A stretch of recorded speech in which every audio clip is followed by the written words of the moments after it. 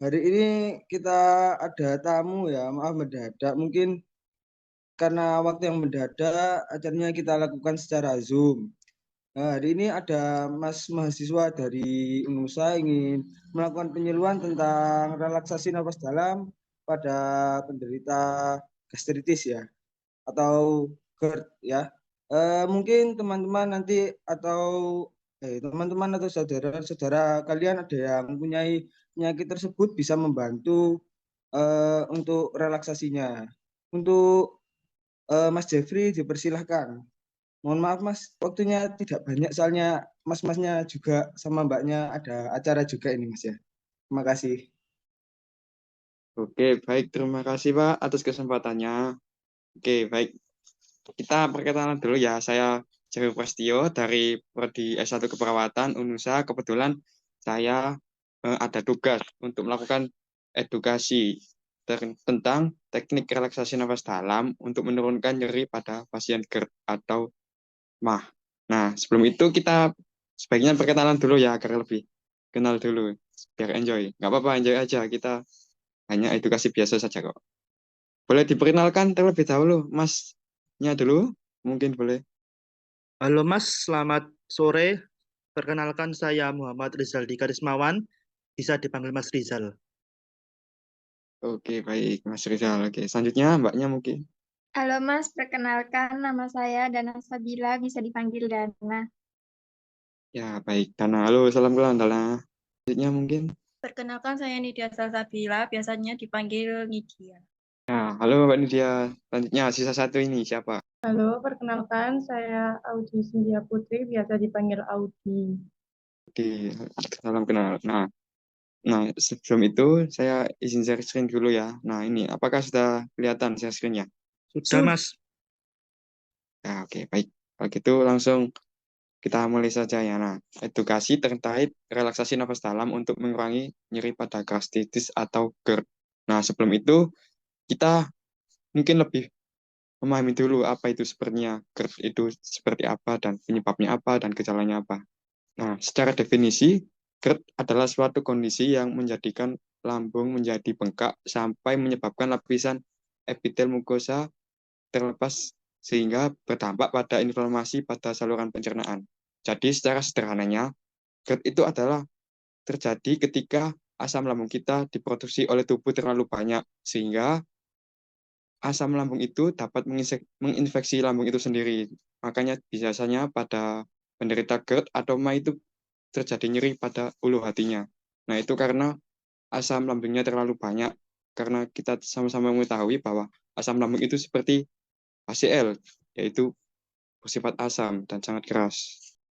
Nah, untuk penyebabnya ada berbagai macam, tapi yang paling sering menjadi penyebab adalah pola makan yang buruk. Seperti kita anak-anak muda ini kan biasanya mengonsumsi yang pedas-pedas. Nah, seperti itu juga memicu asam lambung untuk memproduksi lebih banyak. Contoh-contohnya sebelah, selanjutnya yaitu stres. Nah, stres ini biasanya juga sering terjadi pada anak muda apabila sibuk dengan kuliahnya. Nah, apalagi kita semua kan kuliah, Mas juga kuliah, saya juga kuliah. Kebetulan, nah itu terjadi stres, sering stres juga dapat memicu terjadinya produksi asam lambung yang berlebihan. Mengkonsumsi alkohol juga bisa memproduksi asam lambung terlalu banyak dan juga mengkonsumsi kafein secara berlebihan. Apalagi kita belum makan apa-apa, sudah minum kopi. Saat lambung kita kosong, itu sebenarnya asam lambung itu lagi meningkat. Nah, ditambah dengan kopi, di mana kopi juga bersifat asam, jadi asam ketemu asam, nah udah itu meledak itu. Juga penggunaan obat-obat tertentu, kemudian juga infeksi bakteri. Nah, untuk gejalanya, yang paling khas itu adalah nyeri pada bagian epigastrium, atau biasanya disebut dengan nyeri ulu hati. Nah, di situ itu biasanya terjadi karena asam lambung itu naik meningkat sampai menginfeksi di bagian lambung bagian ujung. Nah, biasanya terjadi nyeri di situ itu adalah gejala yang paling sering dirasakan pada penderita gastritis. Kemudian ada juga gejala-gejala penyerta lainnya seperti mual muntah, kemudian perut kembung, juga kehilangan nafsu makan. Yang kelima adalah cepat merasa kenyang. Untuk pencegahannya yang pertama yang pasti adalah jaga pola makan.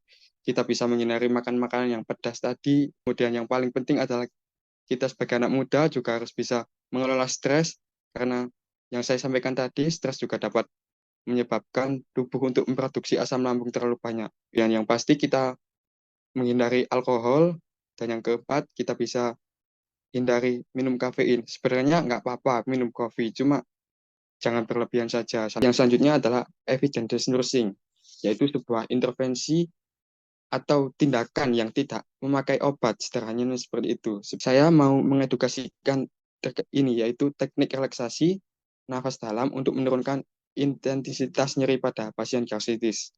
Nah, teknik relaksasi nafas dalam ini dapat menurunkan tegangan otot. Karena saat kita mengalami nyeri, otot-otot kita akan menegang, dan relaksasi nafas dalam ini membuat otot-otot menjadi rileks sehingga nyerinya juga akan menghilang.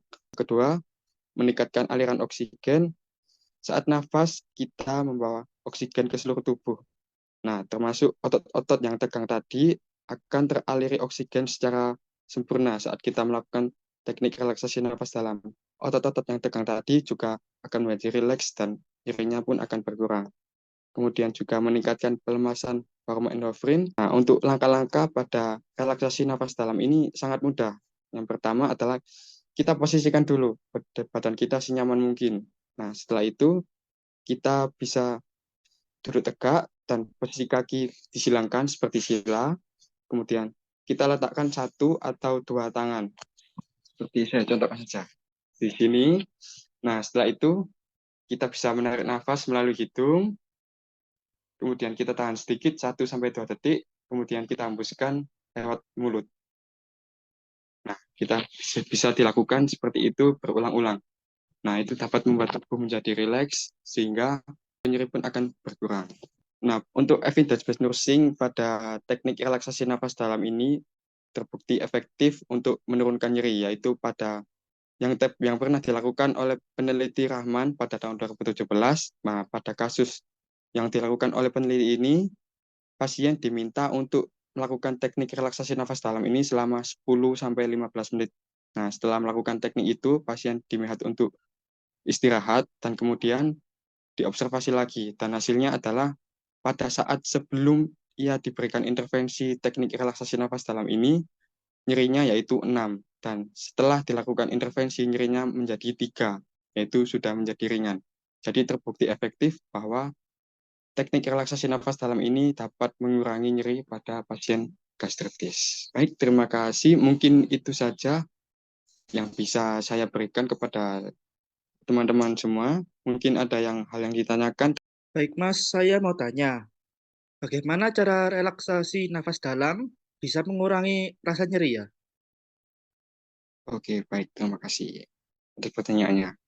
Nah, jawabannya adalah seperti yang saya jelaskan di awal tadi, teknik relaksasi nafas dalam ini bisa membuat otot-otot yang tegang itu bisa menjadi rileks. Karena saat kita nyeri, otot-otot itu akan menegang, dan saat kita melakukan teknik relaksasi nafas dalam, itu ototnya akan menjadi rileks sehingga rasa nyerinya pun berkurang.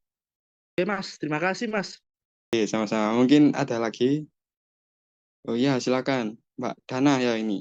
Ya, di sini perkenalkan nama saya Dana Sabila, ingin bertanya. Seperti yang dijelaskan Masnya tadi, teknik relaksasi nafas dalam yang dapat menurunkan nyeri pada penderita gastritis, tetapi apakah ada kontradikasi atau orang yang sebaiknya tidak melakukan teknik ini?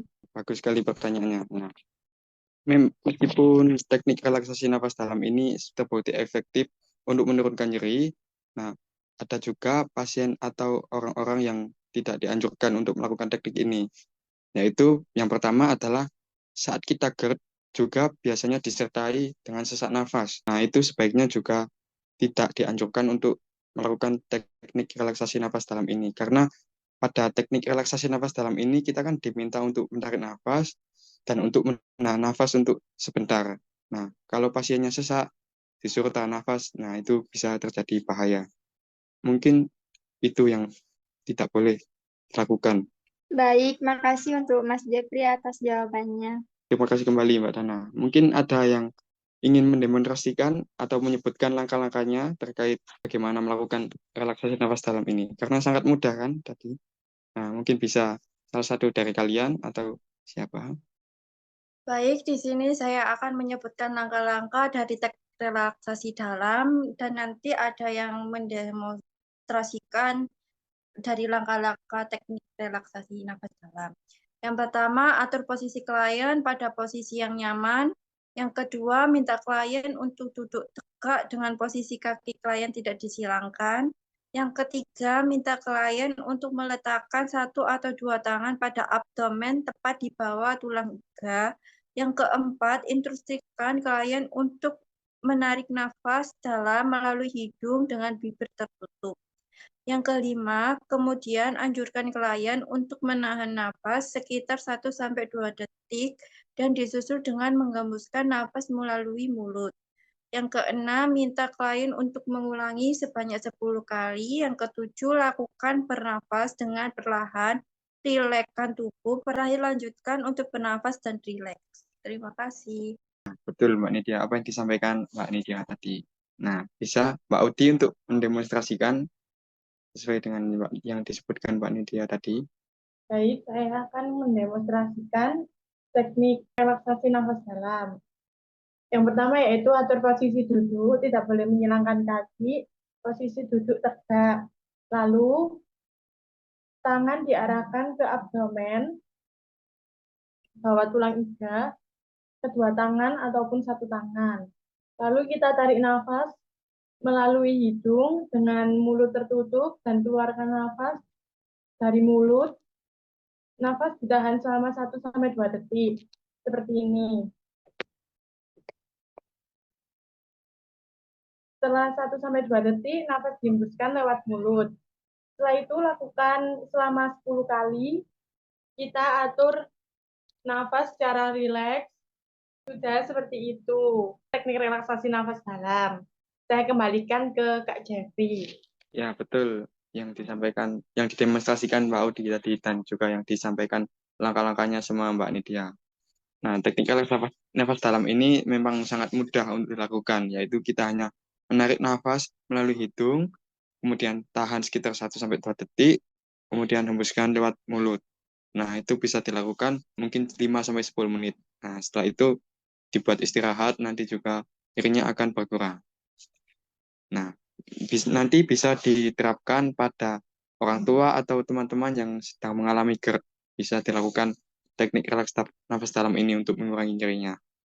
Baik, mungkin itu saja yang bisa saya edukasikan pada teman-teman semua, teman-teman Karang Taruna. Terima kasih kepada Bapak Iksan selaku pembina Karang Taruna yang telah memberikan kesempatan kepada saya untuk mengedukasi dan membantu untuk menyelesaikan tugas ini. Terima kasih Pak, saya sampaikan. Ya, sama-sama Mas Jeffrey. Saya boleh izin lift dulu ya. Saya ada acara mantenan ini Mas ya. Izin dulu ya Mas ya. Izin lift dulu ya. Ya Pak, terima kasih atas Ya kesempatannya. selamat. Ya selamat ya untuk teman-teman dapat ilmunya. Saya terima kasih juga Mas Jeffrey atas ilmunya. Saya pamit. Assalamualaikum warahmatullahi wabarakatuh. Waalaikumsalam warahmatullahi wabarakatuh.